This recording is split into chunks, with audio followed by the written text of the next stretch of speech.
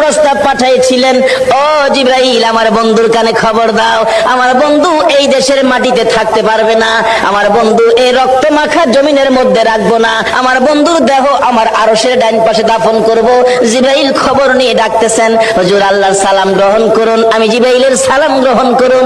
আল্লাহর নবী গো, আপনার দেহ মুবারক আল্লাহর আরশের ডান পাশে দাফন হবে, আপনি খুশির সহিত কবুল করুন। আমার নবী কোনো কথা কয় না, দুইটা চোখের পানি ঝরঝর করে ছাড়তেছে।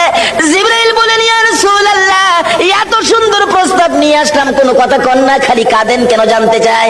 আমার নবী বলেন, জিবরাইল রে, তোমার জন্য খুশির খবর হতে পারে, আমি খুশি হতে পারলাম না, কেন পারলেন না? রে জিবরাইল, আমার দাফন আল্লাহর আরশের ডান পাশে হবে, আমি জানতে চাই আমার গুনাহগার উম্মতের দাফন কই হবে রে?